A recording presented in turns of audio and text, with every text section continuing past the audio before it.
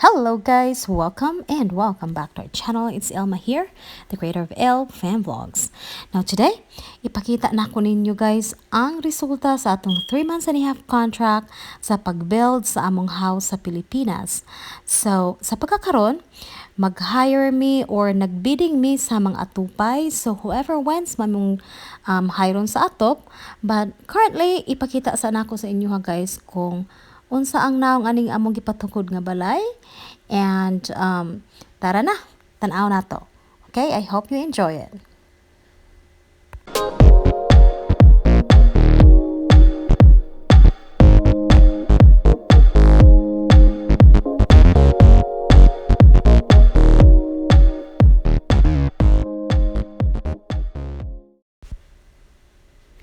Okay, you guys, so mauna ni siya. So, just so you know all, nga ang initial plan unta namo sa balay is just a one-story house. Pero tungod sa porma sa among yuta is like sloping down, so we changed the plan into like make it like a two-story house. And so murag na dubli na pod ang amo ang gasto kay ug buto na hunaon ang plana mo nga one story nahimo ng two story and everything na among gigamit is all sa haligi mismo, like I-beam siya, so ang I-beam mismo mahal pod og kantidad, so I think it's originally cost us like 6,000 pesos a beam. Pero ang uban hangyo, so nahimo ng mga 5,000 kapin. Pero daghan ang beam na butang, so mga siguro 70, close to 70 pieces sa beam. So medyo struggled na siya nga mahuman gid ni, pero it is what it is. So amo na lang gid ni siyang iutong, pero hinay-hinaya na lang namo. So just watch it out. Mao ni mga trabahante dire unya ang sunod namong buhaton, but anyway kani siya mao ni siya gitawag nilang steel decking, I think, para sa silong unya kanang ubos mao na siya ang obviously ground floor. So as you can see, nag-sloping down siya. So amo na lang nang gihimo na second story para dili masayang ang sa ubos. But keep in mind nga na-change ang plano, so na-change pod ang presyo. So yeah. Anyway, let's move on. So mao na siyang ground floor, then the one on the top is the second floor.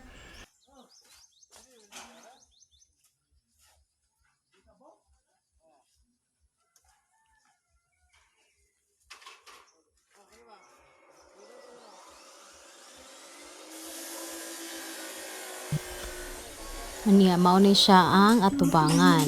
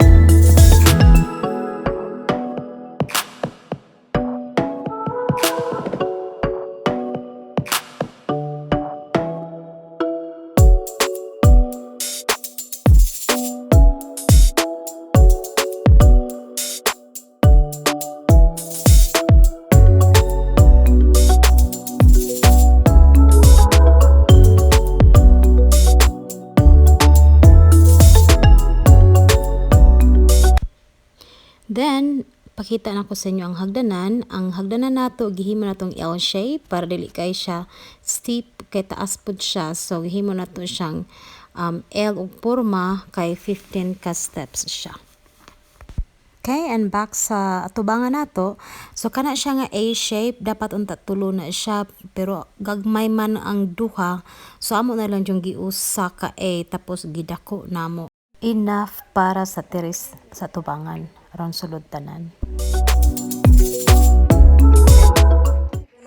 gibabaw padong diri ubos. Sa flooring. Padong diri ubos. O mo na sukod. 3-18. Mo ni asam 3, asam 3-18 na. Abstol. Nay kana 18 na. Yara man 3. Wala pa pag gaman. Lapaw pag isa. Yung kanang babae din ha nga nag-istorya, ako nang sinaligan nga igsuon, buotang igsuon na si Evelyn, mao na siya manager na ko diha.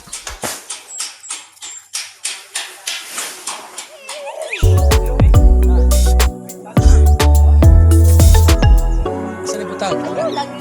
Dito sa Sa suok, kung siya ba na yung butang na eh.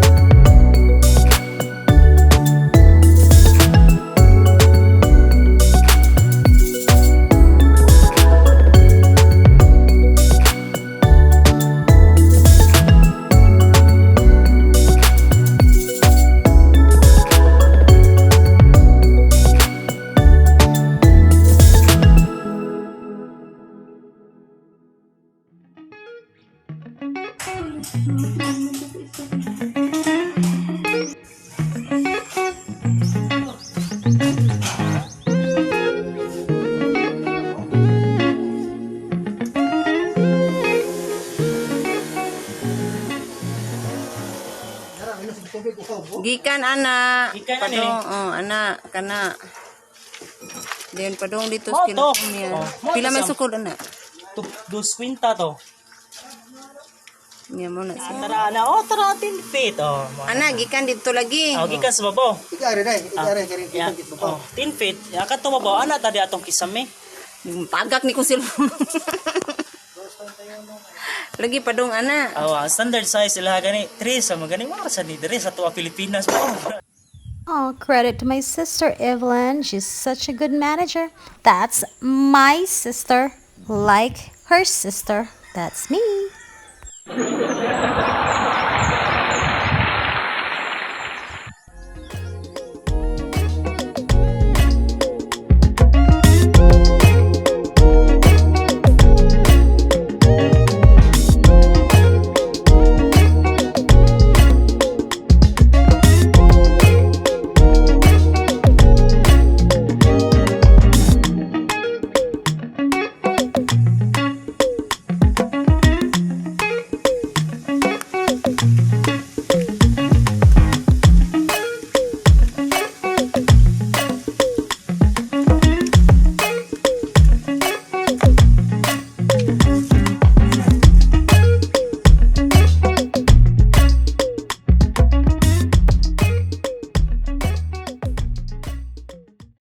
Okay guys, so hanggang sa susunod na naman.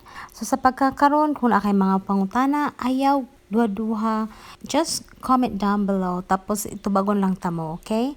Salamat kayo sa inyong pagpanood hanggang sa susunod. At huwag kalimutan yung mag-subscribe kung hindi pa po kayo nakapag-subscribe. Subscribe po. Thank you. Ingat-ingat po. Salamat. Maraming salamat.